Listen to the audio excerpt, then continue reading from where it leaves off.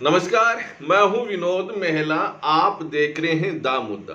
राजनीति संकेतों की होती है, राजनीति संदेशों की होती है और राजनीति दावों की होती है, और इससे भी काम चलता नहीं। राजनीति में दबाव भी बनाना पड़ता है और राजनीति में हर पैंतरेबाजी खेलनी पड़ती है। दबाव चाहे अपनी पार्टी पर हो या फिर विरोधी दलों पर। और जहां तक बात करूं, मैं पूर्व मुख्यमंत्री भूपेंद्र सिंह हुड्डा हर पैंतरेबाजी अपनी राजनीति में कर रहे हैं। पिछले 18 सालों से, जब से वो कांग्रेस पार्टी में हरियाणा में हावी हुई है, तब से वो किसी भी दूसरे जो अपनी पार्टी के अंदर उनके प्रतिद्वंदी हैं उनको टिकने नहीं दे रहे।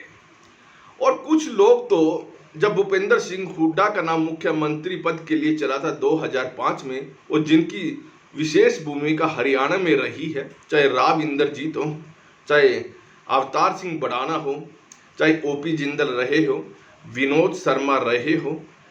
ओपी जिंदल तो इस दुनिया में रहे नहीं थे, लेकिन उसके बाद एक एक करके इन अपने साथियों को ठिकाने लगा दिया, यानी राजनीतिक तौर पर उनको बाहर जाने पर मजबूर किया। कुमारी शैलजा ने भी 2005 में भूपेंद्र सिंह हुड्डा को मुख्यमंत्री बनाने में बड़ी भूमिका निभाई थी।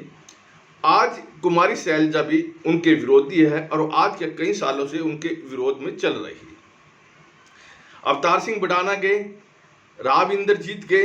राव इंद्रजीत भारतीय जनता पार्टी में है, मंत्री भी है केंद्र में। अवतार सिंह बड़ाना कभी कांग्रेस में चले जाते हैं या फिर दूसरी समाजवादी पार्टी में, या फिर अब कांग्रेस में आ गए। वो ऐसा खेल खेल रहे हैं। जहां तक की बात करें, जैसे मुख्यमंत्री पद से भूपेंद्र सिंह हटे थे तो नए प्रतिद्वंदी के तौर पर डॉक्टर अशोक तंवर उन्हें मिल गए थे, पुराने जब चले गए। लेकिन डॉक्टर अशोक तंवर अध्यक्ष रहे 7 साल। भूपेंद्र सिंह हुड्डा ने उनकी एक नहीं सुनी।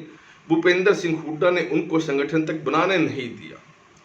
और उसके बाद कुमारी शैलजा कांग्रेस की प्रदेश अध्यक्ष बनाई गई। उम्मीद यही थी कि भूपेंद्र सिंह हुड्डा कुमारी शैलजा के साथ दोनों की पट जाएगी, लेकिन यहाँ भी नहीं हुआ।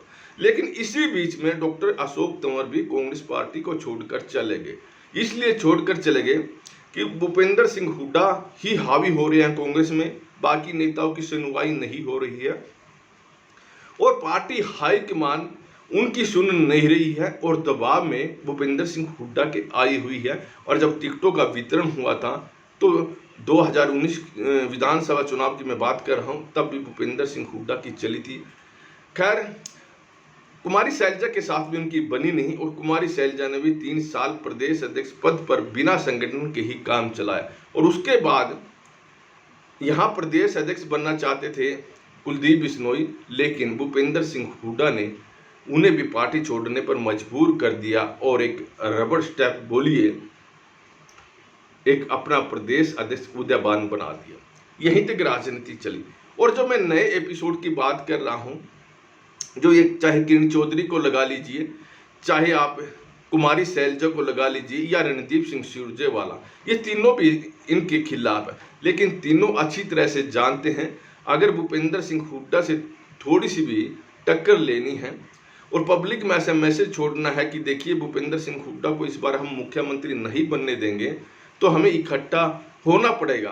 अकेले अकेली यह लड़ाई लड़ नहीं सकते। ऐसे में पिछले हफ्ते ही उन्होंने चंडीगढ़ में इकट्ठे होकर प्रेस कॉन्फ्रेंस की और भारतीय जनता पार्टी की जो प्रदेश में सरकार उसमें निशाने साधे, 100 तरह की कमियां निकाली।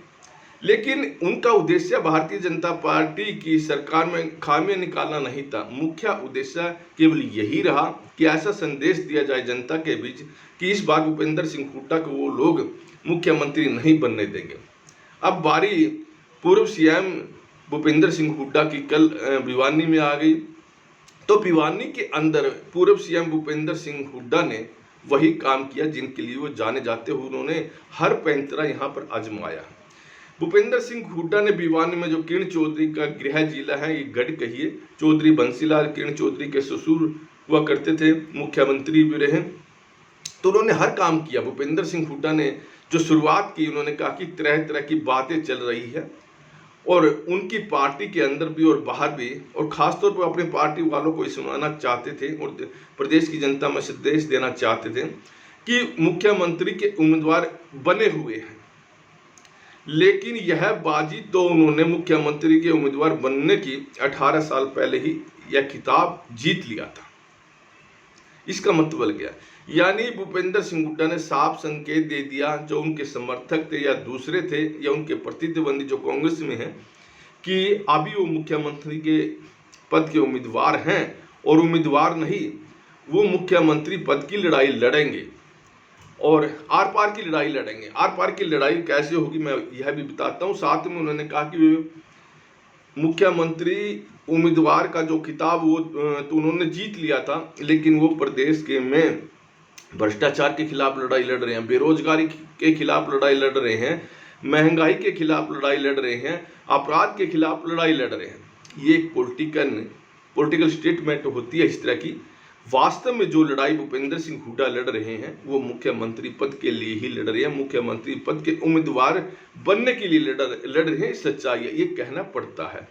और इसमें उन्होंने एक संकेत और दे दिया, एक भावुक अपील भी की कि उनकी उम्र 76 साल की हो गई है और ये उनका आखिरी चुनाव ही होगा, और लिहाजा इसका जो अर्थ निकलता है कि भूपेंद्र सिंह हुड्डा मानसिक तौर पर इस बात को लेकर पूरी तरह से तैयार हैं कि आर पार की लड़ाई लड़ूंगा, चाहे पार्टी के अंदर भी लड़नी पड़े, प्रतिद्वंदियों से, बीजेपी से तो लड़नी पड़ेगी या इनेलो से लड़नी पड़ेगी, लेकिन पार्टी के अंदर भी आर पार की लड़ाई होगी। और यह आर पार की लड़ाई किसी पद दूसरे के लिए नहीं होगी, मुख्यमंत्री पद के लिए ही होगी। यदि पार्टी ने उनको मुख्यमंत्री का चेहरा नहीं बनाया तो भूपेंद्र सिंह हुड्डा कुछ भी कर सकते हैं।